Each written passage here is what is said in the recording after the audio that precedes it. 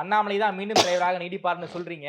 குறிப்பாக மறுபடியும் திமுகவை நோக்கி ஒரு மிக கடுமையான, ஒரு மிக காட்டமான விமர்சனங்கள் நம்மால எதிர்பார்க்க முடியுமா சார்? அண்ணாமலையினுடைய பாணி என்பது ஆளுங்கட்சிக்கு அஞ்சாத பாணி, ம். அதிரடி பாணி. ஆகவே தமிழக அரசு தேவையில்லாமல் ஒருபுறம் ஆளுநரை சீண்டிக் கொண்டிருக்கிறது.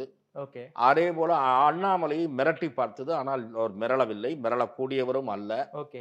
ஆகவே அண்ணாமலை, ஆளுநர் ரவி போன்றவர்கள் நிச்சயமாக இந்த அரசுக்கு தீராத தலைவலியாக இருப்பார்கள். தமிழக பாரதிய ஜனதா கட்சிக்கு உரமூட்டியவர், சமீப காலத்திலே ம். வலிமை ஊட்டியவர், பாரதிய ஜனதா கட்சியை பேசுபொருளாக கொண்டு வந்து நிறுத்தியிருப்பவர், அரசியல் அரங்கில் மையப்புள்ளியாக கொண்டு வந்து நிறுத்தியிருப்பவர் அண்ணாமலை.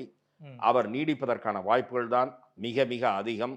அதை மறைமுகமாக பாரதிய ஜனதா கட்சியினுடைய மேலிட புள்ளிகளும், தமிழகத்திலே இருக்கக்கூடிய சில பேருக்கு அந்த பதவி தங்களுக்கு கிடைக்காதா என்று காத்துக் கொண்டிருக்கிறவர்களுக்கு மறைமுகமாக உணர்த்தி விட்டதாக நான் கேள்விப்படுகிறேன்.